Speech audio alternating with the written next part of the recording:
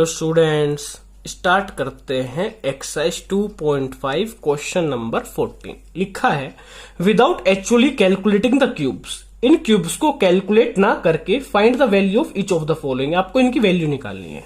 मैंने आपसे बोला था इससे पहले वाले क्वेश्चन में कि अगर x plus y plus z की वैल्यू ऐड करके 0 आ रही हो तो हम डायरेक्टली क्या करते हैं, इफ हमने एक चीज पढ़ी थी, if x plus y plus z is equal to 0 then x cube plus y cube plus z cube is equal to 3xyz। बस इस चीज को याद रखो, क्वेश्चन देखो चुटकियों में हो जाएगा। लिखा है -12 का क्यूब प्लस 7 का क्यूब प्लस 5 का क्यूब, यही चीज लिखी है, हमको निकालना है। तो देखो ये x cube plus y cube plus z cube की फॉर्म में है।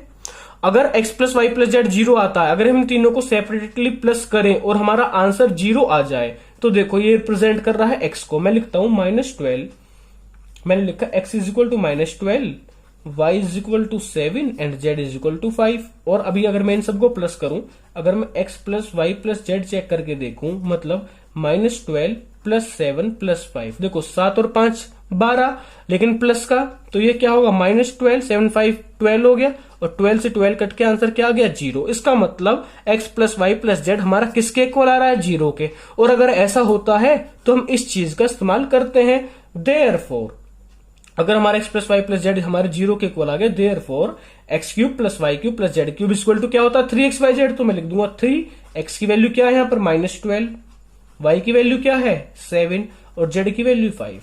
इसको फर्दर सोल्व करेंगे, 12 3 जा -36, 7 5 जा 35, 36 के 35 में मल्टीप्लाई करो तो माइनस का 1260, आपका यही आंसर है। इसी तरह हम सेकंड पार्ट कर देंगे बहुत जल्दी सोल्व।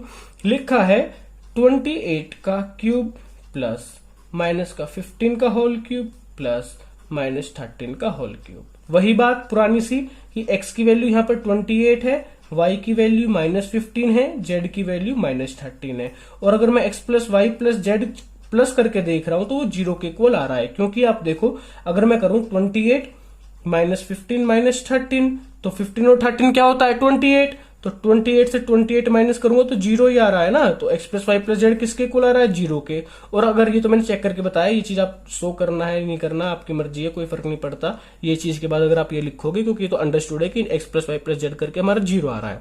अगर आ रहा है तो देयरफॉर हम क्या लिख सकते हैं इसको 3xyz। x को रिप्रेजेंट कर रहा है 28, y को रिप्रेजेंट कर रहा है -15 और z को रिप्रेजेंट कर रहा है -13। सिंपली कुछ नहीं करना, तीनों की कर दो आप मल्टीप्लाई, और मल्टीप्लाई करके आपका आंसर देखो ये प्लस प्लस में ये माइनस इंटू माइनस भी प्लस हो जाएगा, तो ये पूरा प्लस का आंसर आएगा आपका 16380 is your answer. Question complete. बहुत मजा आया मुझे क्वेश्चन करके, थैंक यू वेरी मच।